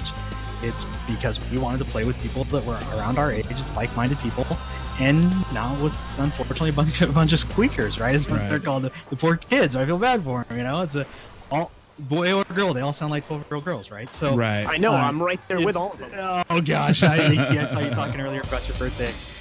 But, yeah, 16 going on 26. It's so hilarious. But the reality is, one person can bring down the mood, and I'm not all about that. So I'll quickly let them know. I'm like, hey, look, we gotta go. You know, it's gotta be one of those things where if you don't have enough self-awareness to understand what you're doing, then I'll let them know. But I do enjoy if I've got a spot open and somebody says, hey, I'm online, can I jump in? Absolutely. One thing I won't do, and I won't let them get upset about, people freak out that you don't add them as a friend. You gotta understand, I can't add everybody as a friend, and that's one thing I'll preface to anybody listening is like, that's why we always tell you to send us a message. And on Xbox, it's easier than PlayStation. It's one of the things I learned about the two consoles is that I enjoy that they can just add me as a friend and they're a follower. They can send me messages whenever they want. I can go get them, and I can scoop them up, and I can bring them in, and we can play. My friends list is my friends, right? If we become friends, which I have become friends with viewers, then you're going to be on my friends list. But just because you're not on there doesn't mean that I have any disrespect for you or that I don't enjoy you as a viewer and a follower.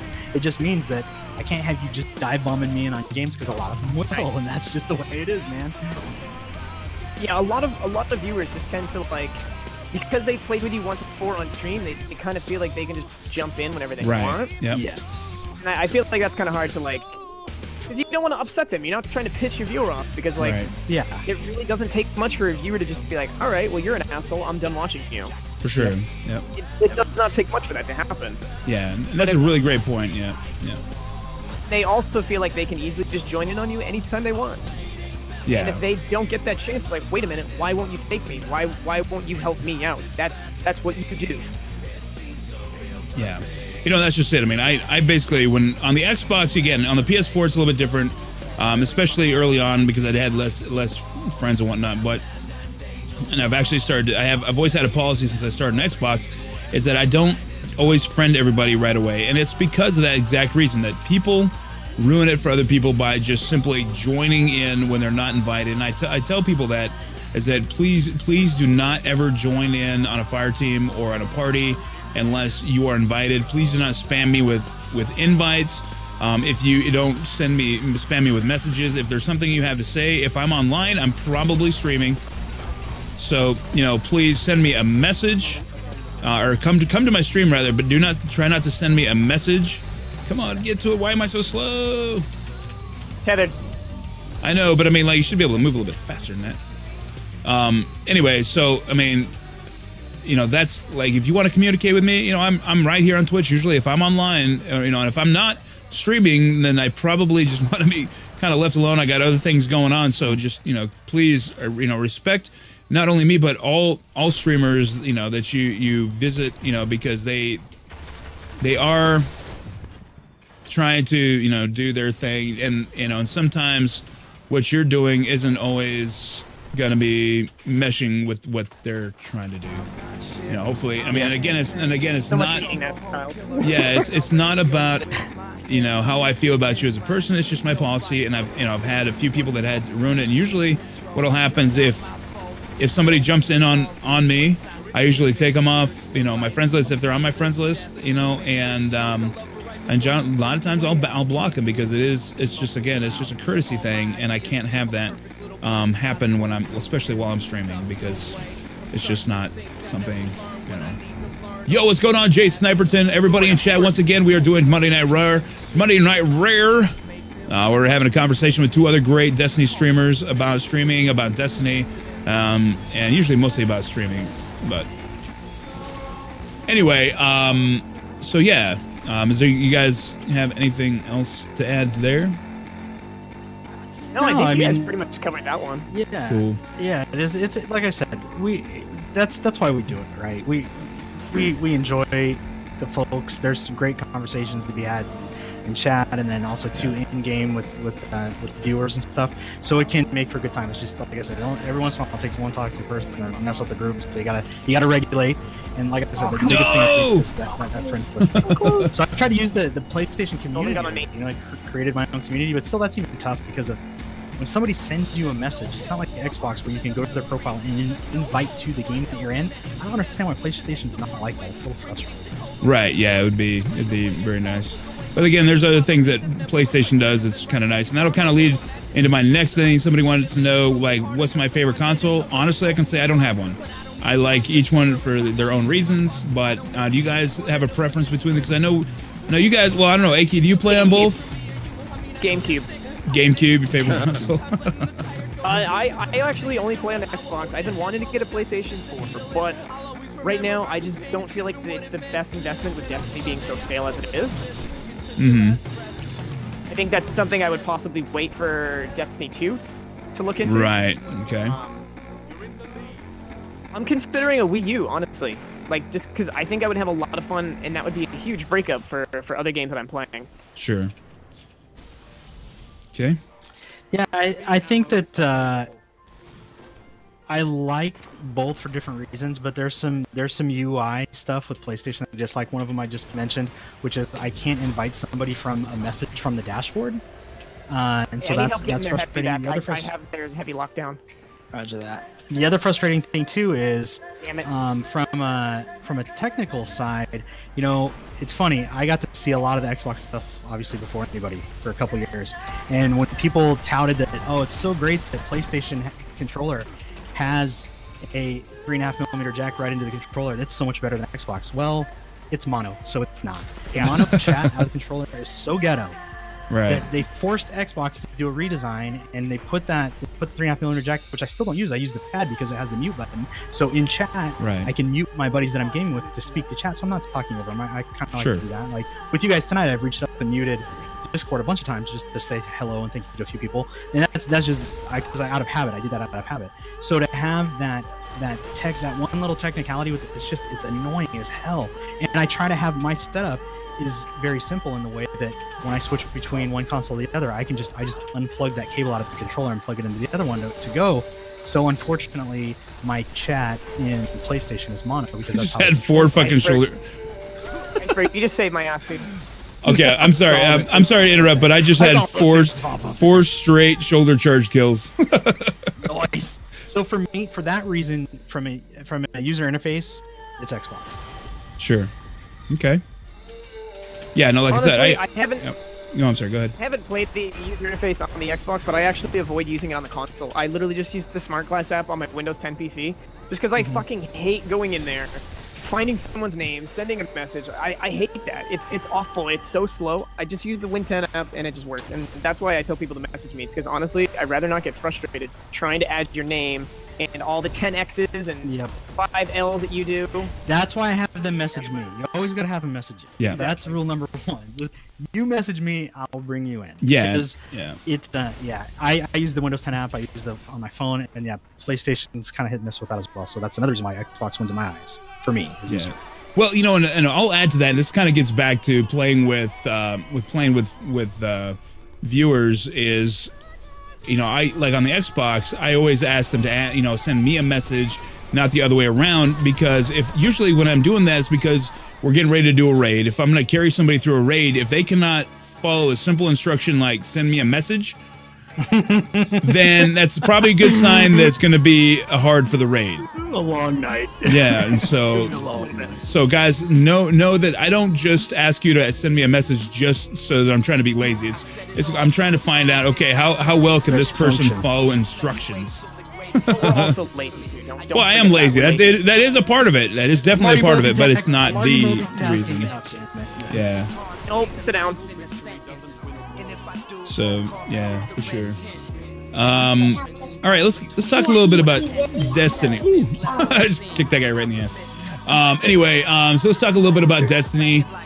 Soulless Gamer, I do not have a favorite class, but right now we are at a pretty pivotal point. We're all Destiny streamers. You guys do stream other games. I do not stream any other game currently, but how are you guys feeling about the current state of Destiny, the future of Destiny, and just answer the question looking at it as a Destiny streamer?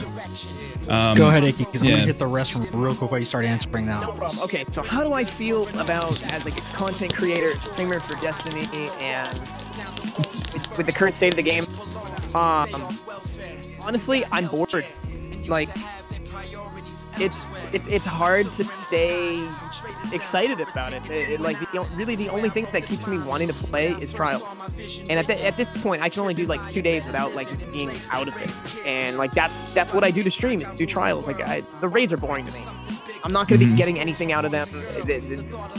I feel like it's just a time sink at this point. Like, challenge modes were cool, but at this point, everybody has everything from challenge mode. Sure. And the only reason I was still doing it was for Oryx. Like, I wish they every month they did something like Trials for a week, Iron Banner for a week, Sparrow Racing League. Like, give you something every week to come back for. Rather than, I'm really surprised that they haven't announced Sparrow Racing League, and right. It's just, I wish that they had something more to keep you around for. Yeah, no, I agree. I think they've done. I mean, I think most people can agree they've done a poor job of communicating content and what's coming next. And I was actually watching. Who was I watching this morning? I think it was Gathani was talking about it. Where is that we were really spoiled kind of with, as far as communication standpoint from first year, is that they were very upfront. Okay, this is, I mean, not specifically, but they told us, okay, this is when you can expect this DLC, whether or not the DLC really delivered on what we expected, but at least we knew this is when this DLC was coming. We knew when House of Wolves was coming, generally speaking.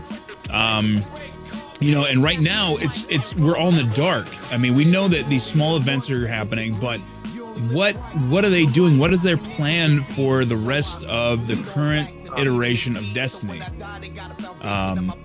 So I agree that you think we are spoiled just because of what they had right now, but like, I've had experience working for a publisher and stuff like that, and as shitty as it is of an answer and like an almost a cop-out excuse, they probably literally can't talk to us about anything they're doing, and it sucks. And it's most likely because the entire studio is under NDA. Yeah, and I have some insight on that. With I have a little bit of connection with Deej, so okay. If I just got back. So that community, the gaming community I'm part of, the older gamers, Tool to Play. So Deej is a founding member of that community. So he's long before he worked at Bungie. So through that connection, I've been, for the last few months, working on Playdate, where we play with Deej, 5 of us from Tool to Play and Deej, and we talk about communities and this, that, and the other. But when it finally worked out that we were all going to get together and do this Playdate, it was going to be last Saturday. Well, while we were emailing all back and forth, getting ready to get it set up, my buddy Jay's a smart guy, and kind of just out of curiosity, he's like, "Are you sure you still want to do this Saturday right now?"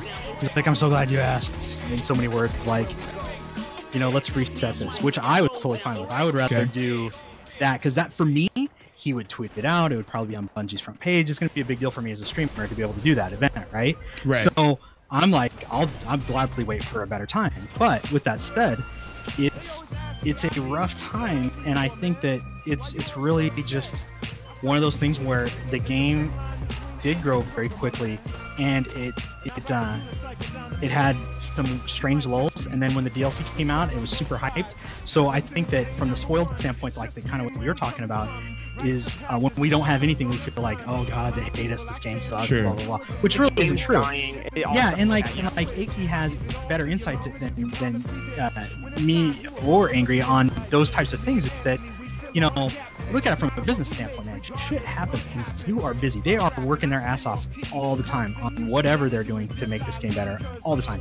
And people lose sight of that. That it's not like they're sitting around waiting for somebody to come up with a great idea for the next DLC. They're working it. It just happens to be that when we play this game, I don't know any other game that I've binge played more than this game in my life. Right. Yep. So what happens with that then? Everybody does it. You'll play for so many hours at a time, so many days in a row, or whatever it is. Traded. You'll play through the entire drop of content that they just gave you on a 16-hour bender, and then complain that it's over. Wow, that guy is But not when you taking play damage. I'm gonna run away. You play Call of Duty or damn Halo, it. you go in there for PvE, you go in there for PvP, and it's kind of like, okay, you take it in its doses, medium to large, and that was it. So it's funny to me, all the complaining. It's like there's so much to do in this game, but if you sit there and you play it for 10 hours per session, you're gonna play through it fast, and it's gonna be over, and you're gonna be Yeah, for sure, So for that's- sure. Yeah, no, and I completely agree with that.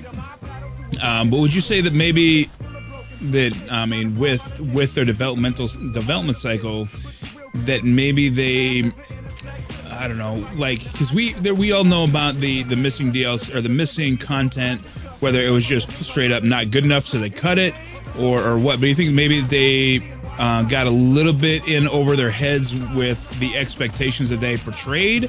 Or is it just that maybe our expectations, like you say, are maybe just a little too high?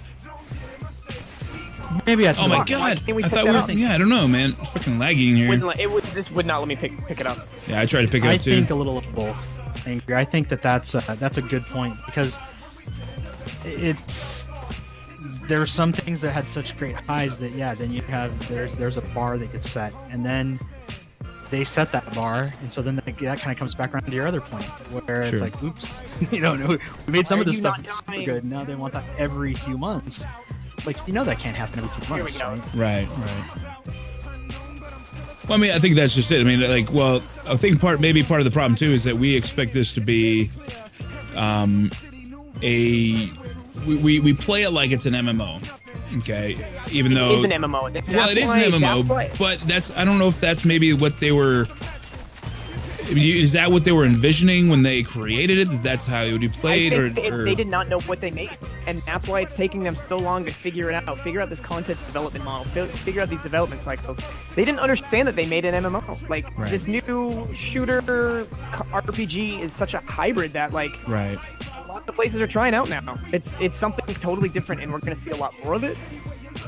And that's why I think it's tough, because Destiny is the first one to do this, and that's another reason why I think the Division is going to do so well. It's because you never want to be the trailblazer.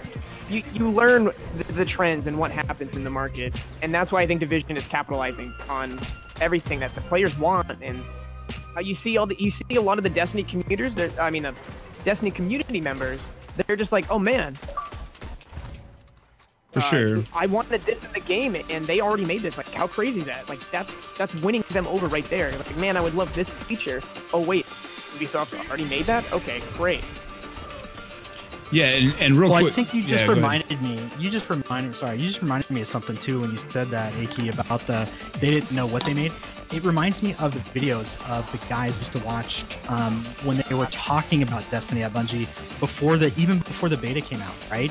And they were telling you that when they finally just released, hey, here's the name of our new game that we're making after Halo, and they would talk about the stuff that they could say, as in it's something you've never seen before. And so I think what happened is they had a lot of really great ideas that made what we see in front of us today, and didn't pigeonhole it into it is this FPS MMO, which it kind of is, right? So now they have all this content out there, and they mixed a bunch of stuff together. They've done patches to change things, and so now it's kind of like, all right, we need to really reset a little bit as we add on to it. And I think that well, based on that, from my opinion, I'd like to hope that Destiny 2 is going to be super awesome, but who knows, right? I mean, it could be like this and with a little bit of tweaks. I have no idea, but I think that I think they have the best intentions in mind. Everybody's always going to have something negative to say, and there's always going to be bashers out there that think that these guys have their heads up their ass when they don't. They just it's a tough business, man. Working with like video game communities The thing is, you never hear the positive people. You never hear from the people who are enjoying the game. Got him. Golden Gun's dead. Nice. So, no, I think you definitely agree. People are gonna hate no matter what. People, like with the gun meta, people are gonna complain no matter what the gun is. There's always gonna be that gun that's gonna be widely used, and people are gonna complain about it. It started out, it was really the Vex Missile class. And then the Cirrus Regime was there, and then Thorn and Last Word and Hawkmoon. Thorn's coming back tomorrow. Yeah, and Thor. Yeah, we're gonna see Thorn a lot. But anyway, you know what I mean. There's always gonna be people that are gonna play. That's just kind of the nature of the community. It's the nature of most communities, and it's just human nature. But you guys touched on it a little bit, and why we kind of talk about it briefly is the Division. Okay, the Division's coming. Obviously, Bungie's got to be concerned. Or hopefully they have a good response for it. But are you guys going to... Okay, and I'll answer it first because it'll be really quick. But are you guys going to be playing the Division? Have you played the Division? And what are your thoughts on the Division? Like I said, I'll go first. I haven't played it myself. I've watched plenty on Twitch. I will not be playing the Division, at least at launch. Now you guys go ahead. I played the alpha and the beta, and I have it pre-ordered because of that, but I'm not excited about it. It gave me a headache, honestly. Like, the UI with the pop-up thing, very creative, awesome. And I think once it's like Destiny, once I get used to it, I'm like, okay, it seems like there's a lot of stuff going on. There's a lot of numbers to crunch to get things to add up, and I think that's what literally gave me a headache about it. And I'm a mechanical engineer, okay? And so I'm sitting here with this, I'm like, this thing's giving me a headache, and it was a beta, that's fine. And like I said, I played the alpha 2 for about an hour because the alpha wasn't up for very long. But it wasn't that fun. That's my opinion. I'm not jumping up and down about it. I'm kind of like, meh. So that's me.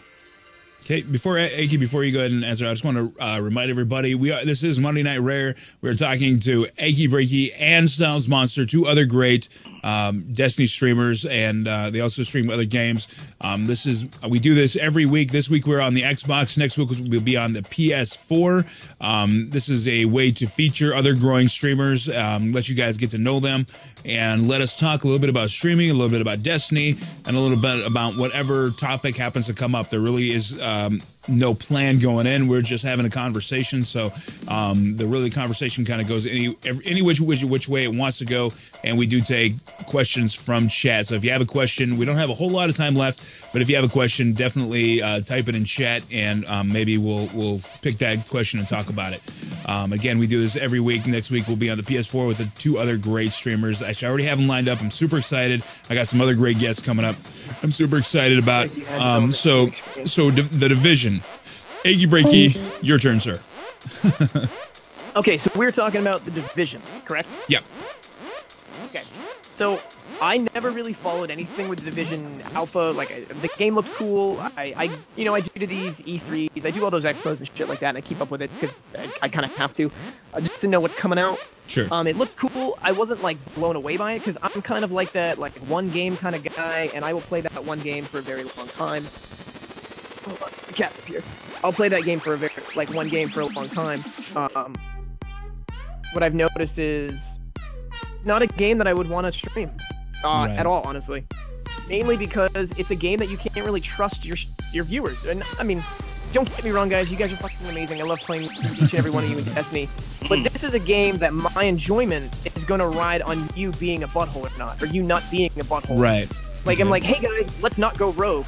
And then some guy could slip up and like, okay, cool, there goes my loot that we've been spending an hour in here for. And it's, as of right now, it's only 3 people that you can have friends with or you can party up with. It's not like a whole, let me rotate through people constantly and stuff like that. Ooh, hold on, guys. Cookie Monster, thank you so much for that $20 donation. I really appreciate that. Nice. Thank you so much. Yeah, donation hurry. But as I was saying, the game was fun. It was a nice break from Destiny. But it's not a game that I would want to like raffle off spots and be like, hey guys, let's all go into the Dark Zone together. I have room for 3 people. Like, that's something I would want to play with my close friends. And hell, I wouldn't even trust my roommate half the time to not just show up behind me, run through the shotgun back to my head. He goes, you didn't wash the dishes, asshole. And then take all my loot. Yeah. Sure. Like, I wouldn't put that past it, but like, I don't think I personally didn't enjoy watching the big Destiny community stream it, just because like you're playing with these 3 close people, you have those 3 close friends, and it's cool. Like that, I love that tight, cohesive, coordinated team aspect. But I can do that in Destiny with Trials. It's a fun game. I would not stream it. I would not do stuff on Twitch for it. I don't enjoy watching it, but I enjoy playing it offline with my close friends. Sure. Yeah, no, I think that's a good point. Is that, you know, you have to look at it as a streamer. Is it going to be something that'll fit within your format, so to speak? And real quick, JT Swagger, that's cool, man. So yeah, and like for me, I think I'm kind of in the same boat. I mean, like I looked at it as like, it seemed like something that'd be kind of fun to play off stream. And like for me, really one of the things that kind of turned me off too was just the nature of the PvP.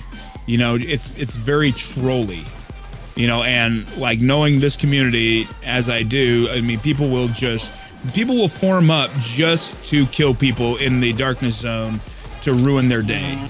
I will raise my hand right here because I was doing that. I had fun doing that.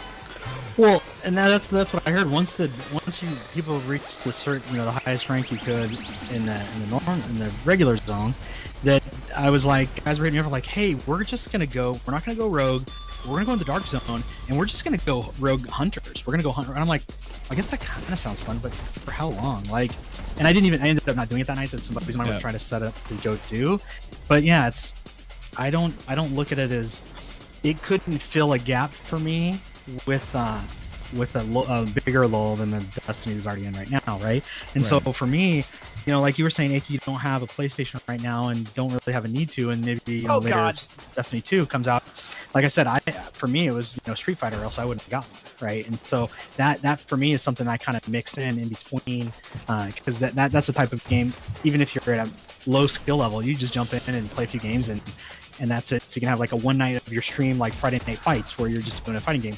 But I fill my gaps with a new passion, which was PC game, because I built a stream PC, and you know, obviously I can game on it. And what I really play on there is H1Z1, which is coming to console in the summer. Sure. Yeah.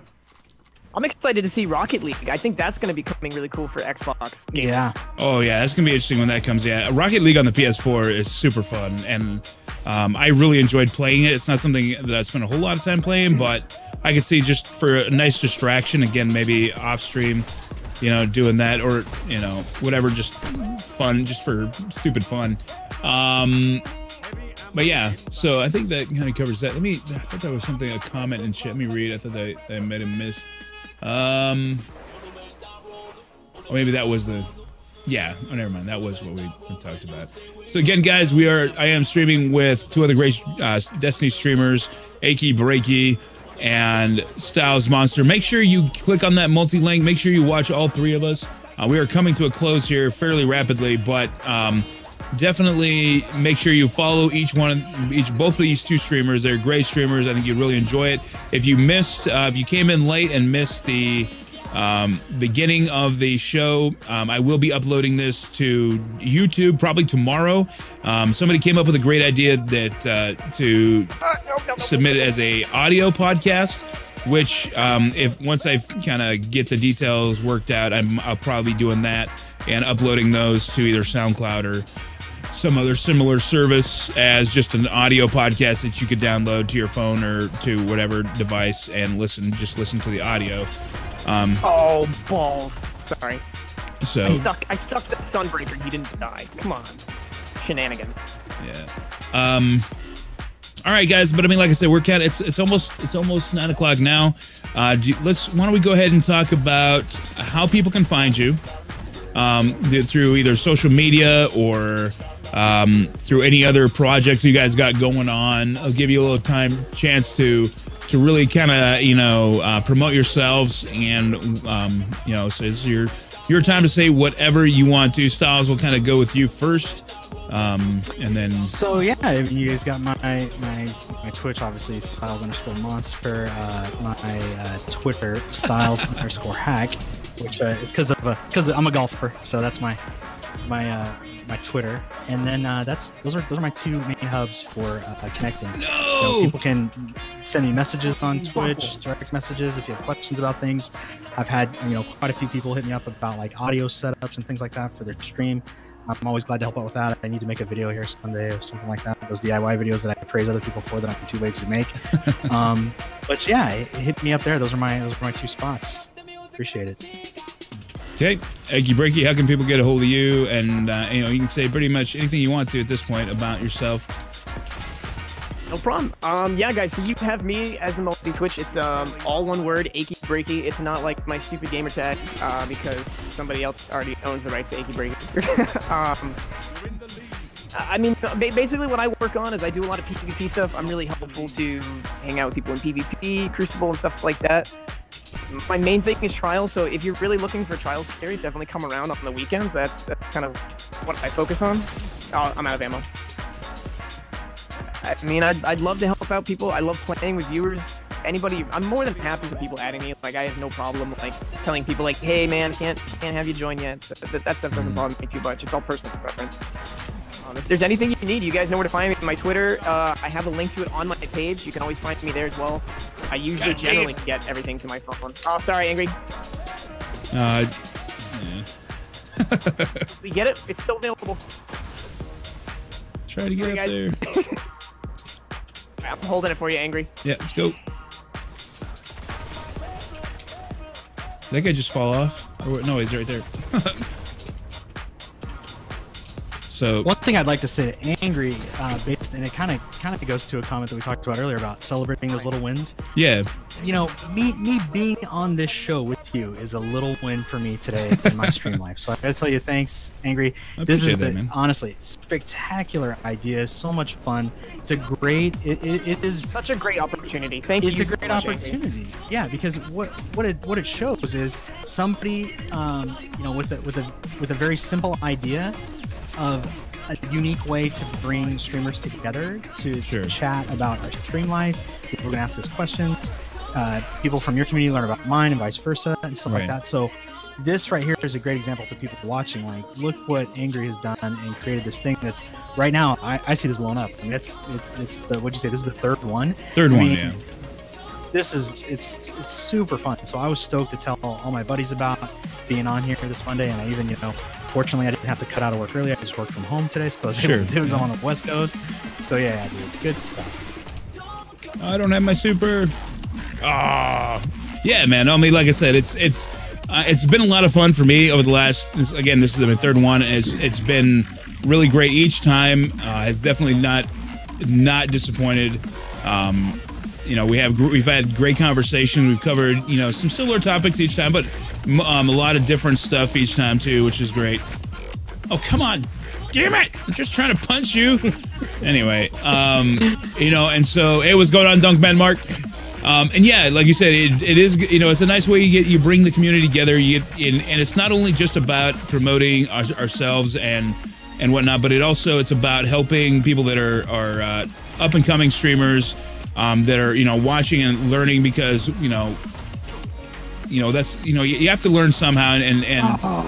And as we're all still growing streamers, we're all, fairly similar level in here, as far as growth, and like, it's kind of nice getting different, perspectives on it. Again, here shortly, I do plan on having some partner streamers on. I've already talked to some partner streamers about it, and they're, more than willing to help out. Again, just the great community that we have. And so I have some different perspectives of, about streaming and stuff. Yeah, I love those T-Rex arms, right? Yeah. So, but thanks guys for coming on, making some time for it, and, sharing, some of your stories and some of your, experiences, with everybody. And taking the time out from your streams, because I know, like I said, it's very difficult for streamers that are very interactive with their chat to kind of come on and have to wait their turn to talk. So it's not easy for everybody, and so I do appreciate you guys for that. So if there's nothing else anybody has to say, any questions in chat real quick, we might as well go ahead. And you guys have anything last to say? No, I just thank you, Angry. Thank you, Yeah. man. I No, really my appreciate pleasure. the opportunity. My pleasure. Yeah. It's a good time, good convo. That's what's been said in my chat. People have dropped in, new people and people that are in here all the Sure. time. They've all said the same thing. A great conversation. So definitely helps people out and gets perspective out there. Okay, great. We're going to go ahead and I'm going to back out of this and we can go ahead and kind of return to our own chats. I'm going to go ahead and close out the podcast real quick. I know Aki, I know Mason, I don't know if she's still around. If she wanted to kind of maybe think about doing a trials card or something. So let's see if she's actually around or not. But so we can kind of talk about that. I would love to take a dinner break. I would not mind doing that, just bringing the stream down for a little bit. Okay. But I'll be around in like a half hour. I'd be more than happy to do trials with you guys. Sure. And Styles, I mean, if you know, if you don't have anything going on, you can feel free to stick around. I'm just going to be probably playing PvP for a little while longer then. So feel free if you want to stick around, or if you go ahead and you got something planned, you can go ahead and do that. Don't feel bad or hard feelings, but I should probably go ahead and close this up. So I'm going to go ahead and just mute Discord so you guys can do what you need to do, and then we'll continue if you want to, or we'll Aki, if you want, hit me up. I'm down for a trials card tonight. Yeah, sweet. Yeah, let me get you here on my friends list here, man. Okay, so I'm gonna go ahead and meet you guys. Sure, so I'll turn it back on just a minute. All right, guys. So once again, that is Monday Night Rare for this week, episode number 3. Make sure again that you check out Aki Breaky and Styles Monster and their Twitch. Make sure you hit those follow buttons if you haven't already. If you're watching this on YouTube or in the in my history here on Twitch, please go over there and show them guys some love. They're great streamers. I fully endorse what they're doing. Again, you can't go wrong by checking out these streamers. So add them to your visit schedule. Thanks once again for hanging out with me tonight. And again, I'm sorry with these Monday night streams, the Monday Night Rare, I'm going to be a little bit less, interactive with chat, but I do read the chat and I appreciate you guys stopping by. And hopefully, these Monday Night Rare sessions just get bigger and better at the more we do them and the more practice we get with them. So I hope you guys enjoyed the show. Once again, this will be uploaded to YouTube tomorrow. Tomorrow night, also on every Tuesday night, I also do a show called The Loading Screen with Kadex Gaming and Monstrous Rage. It's another podcast. It's about an hour long that you guys can check out each and every week. That's also uploaded to YouTube, but that's actually hosted on Kadex Gaming's channel, and it starts at 10 o'clock each and every week. So feel free to go ahead and check that out tomorrow. But again, for Aki Breaky and Styles Monsters, Angry Iceberg for Monday Night Rare saying good night, and we'll see you next week.